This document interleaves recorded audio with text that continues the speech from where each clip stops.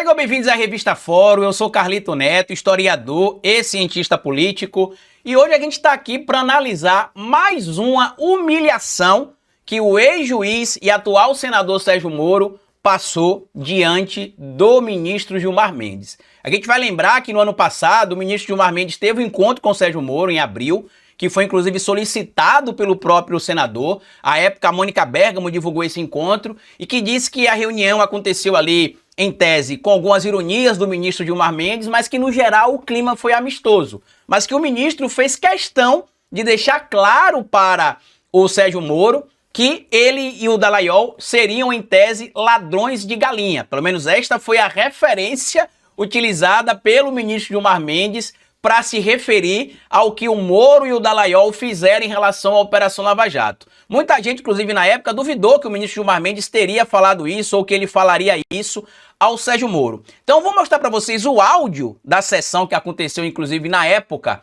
na TV Justiça, no STF, mas que foi transmitida pela TV Justiça, que a gente vai conseguir escutar aqui as falas do ministro Gilmar Mendes em relação ao que ele falou para o Sérgio Moro. Não é da boca para fora, tá? Ele falou para o Moro exatamente o que a gente vai ouvir aqui agora.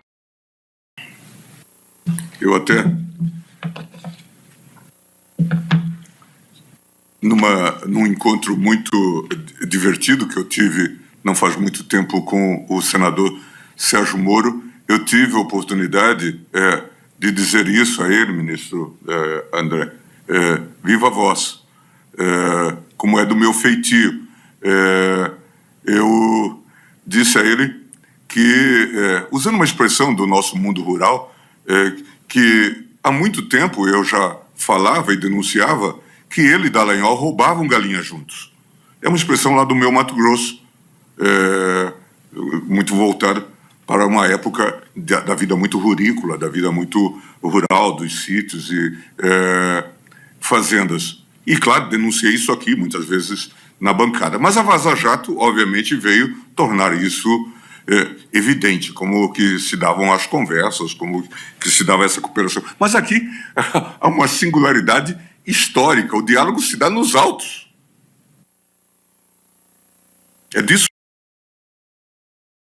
A sessão aqui discutia um processo envolvendo ali o Dallagnol, uma empresa, né, a Queiroz Galvão, durante o processo da Lava Jato ali, né, que foi uma das empresas atacadas por Moro, Dallagnol e sua trupe, e no encontro, inclusive, que teria acontecido em abril do ano passado, a gente vai lembrar, quando a Mônica Bergamo revelou esse encontro, foi revelado que o Sérgio Moro pediu para que o senador Wellington Fagundes acompanhasse ele. O Wellington Fagundes é um senador do PL do Mato Grosso, para que o clima fosse amistoso, e disse ali, né, como o próprio ministro Gilmar Mendes já confirmou, que ele teria feito algumas ironias com o próprio Moro, o Dallagnol, que disse, inclusive, na época para ele que esperava que agora que o Moro estava no Senado, que ele aprendesse alguma coisa e que não repetisse nunca mais os erros que ele teria cometido no passado. Para nós aqui, a gente sabe que não foi erro, né? Muita gente, inclusive, não gosta do ministro Gilmar Mendes, muita gente discorda das posturas do ministro Gilmar Mendes. Eu, por um período, também fui uma dessas pessoas, né, que não gostava do ministro Gilmar Mendes, que não concordava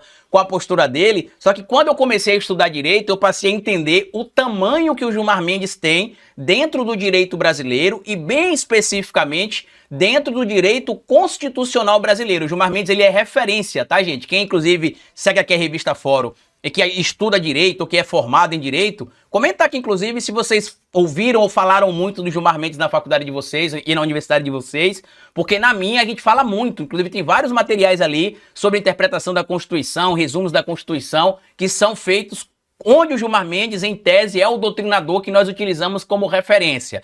É claro que a gente não concorda com as decisões todas do Gilmar Mendes, até porque, né, existem interpretações distintas que eu posso ter, que vocês podem ter, que o Gilmar Mendes pode ter de um ponto específico da lei ou outra, né, mas no geral, o ministro Gilmar Mendes é uma figura que goza de credibilidade dentro do universo jurídico. No meio do povo, a gente sabe que não vai ser unanimidade. Tem gente que vai gostar do Gilmar Mendes, tem gente que não vai gostar do Gilmar Mendes. Eu, Carlito Neto, por muito tempo, não gostava do ministro Gilmar Mendes, porque não entendia alguns posicionamentos que ele tomava na visão jurídica. Hoje, como eu estudo direito e que eu entendo que alguns posicionamentos precisam de embasamento técnico, mesmo discordando de algumas decisões do ministro, hoje eu respeito e entendo. É claro que a gente vai fazer crítica também quando a gente acha que é necessário fazer crítica, mas só para entender um pouco de como é que se foi criando essa imagem ou esta vilanização do STF. Inclusive o DD, né, como chama o Tacla Duran, o Deltan Dallagnol, tá toda a blogueirinha na internet fazendo vídeo ali todo dia, monetizando conteúdo no YouTube. Acho que a situação financeira deve estar bem difícil para ele, né? Atacando ali o Estado Democrático de Direito, enaltecendo ali figuras antidemocráticas. Inclusive ontem pegou aquele editorial do Estadão e bateu palmas ali, dizendo que o Estadão está correto em atacar o STF, uma situação bem patética. E aí, voltando para a relação do Sérgio Moro e do Gilmar Mendes, que não é das melhores, a gente sabe disso, eles tiveram esse encontro no ano passado, o Gilmar Mendes falou o que queria na cara do Moro, chamou ele de ladrão de galinhas, como ele mesmo revelou junto com o Dallagnol. Eu não sei se lá no Mato Grosso, se aí em São Paulo, em Minas Gerais, em outras regiões do Brasil, o sentido é o mesmo. Mas aqui no Nordeste, quando a gente chama alguém de ladrão de galinha, é quando a gente tá falando de um ladrãozinho qualquer que quer roubar só pra dizer que é o vilãozão, é o bandidão, é o criminosão, né? Então, aparentemente, foi uma ironia que o Gilmar Mendes fez com o Moro e o Dallagnol. E aí diz que o Moro ficou todo desconcertado, mas que pediu um voto de confiança do ministro Gilmar Mendes. Na época, inclusive, que ele pediu o encontro com o Gilmar Mendes, foi na véspera da retomada do julgamento que poderia caçar ele lá no Tribunal Regional Eleitoral do Paraná, né? Ele acabou sendo salvo, como a gente já sabe e tudo mais, e ele queria tentar abrir uma porta com o Gilmar Mendes, abrir uma porta com outros representantes do poder público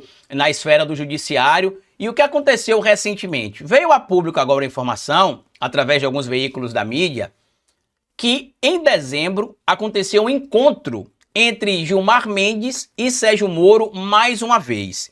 Aonde é que teria acontecido esse encontro? Onde teria ocorrido esse encontro, Carlito? Esse encontro teria ocorrido na casa do senador o Everton Rocha, do PDT do Maranhão, que teria convidado ali alguns outros senadores e o próprio ministro Gilmar Mendes para uma social, digamos assim, lá na casa dele. E aí diz que o ministro Gilmar Mendes foi lá, encontrou os senadores, né, cumprimentou os senadores e diz que saiu olhando para um, olhando para outro, falando com um, falando com o outro, pegando na mão de um, pegando na mão de outro, fazendo uma coisa aqui, uma coisa ali. E aí diz que quando encontrou o Sérgio Moro, cumprimentou o Sérgio Moro e disse exatamente o seguinte: Moro, você por aqui? E aí, está aprendendo alguma coisa no Senado? Diz que o Moro meio que tentou responder alguma coisa, mas deu aquele sorrisinho amarelo.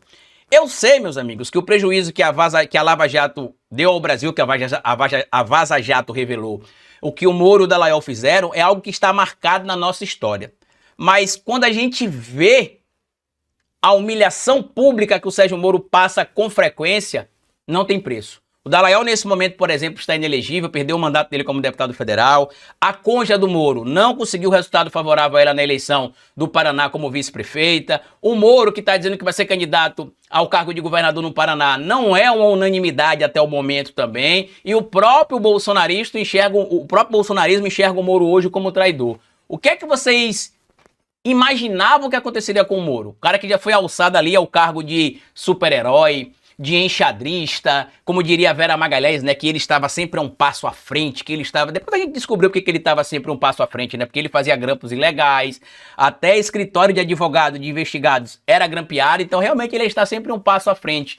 Depois a gente viu o que aconteceu com ele, o Moro foi considerado um juiz parcial em 2021 pelo STF, como diria o Glauber, supostamente, né, um juiz... Supostamente não, já que ele foi um juiz parcial, a gente pode dizer que ele foi um juiz ladrão, já que ele descumpriu o rito legal que deveria ser seguido em um processo. Só para vocês lembrarem, por exemplo, lá em 2016, o professor da Universidade de Harvard, um sul-africano chamado John Komaroff, ele já tinha alertado que o que estava acontecendo no Brasil era o que se convenciona chamar de lawfare, né? Quando se utiliza ali os recursos jurídicos para se obter resultados políticos. E ainda em 2016, ou seja, quase 10 anos atrás, o professor John Komaroff falava que o Lula não era presumido inocente pelo Moro e que aquilo maculava o processo, que o ideal seria que outro juiz julgasse o Lula para que o devido processo legal, que inclui direito ao contraditório, presunção de inocência e ampla defesa, fosse respeitado, porque ele disse que estava claro que não importava o que o Lula fizesse ou a defesa do Lula fizesse,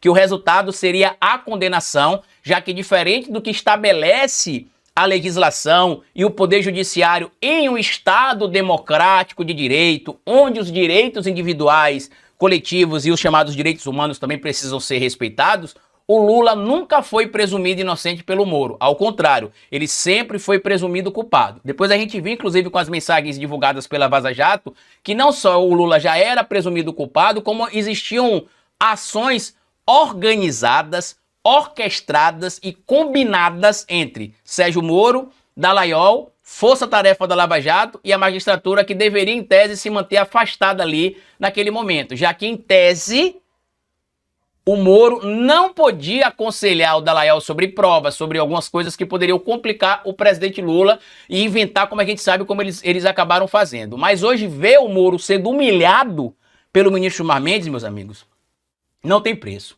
Por isso que eu decidi fazer esse vídeo, inclusive, aqui para vocês hoje, beirando o final de semana, né? Hoje é sexta-feira e a gente chegou nessa semana, na primeira semana de janeiro, né? O fim da primeira semana de janeiro, e eu queria brindar vocês aqui com esta humilhação.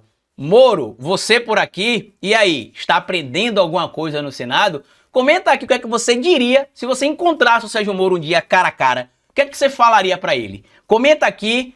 Deixa o seu compartilhamento também para ajudar que a gente cresça mais aqui na Revista Fórum. Me siga no meu canal no YouTube, me siga também na minha página do Instagram, né, Carlitos Neto, e na minha página do canal também, O Historiador Oficial. Me siga no Facebook também é O Historiador Oficial. E até o nosso próximo encontro na segunda-feira. Bom final de semana para todos e até mais. Tchau!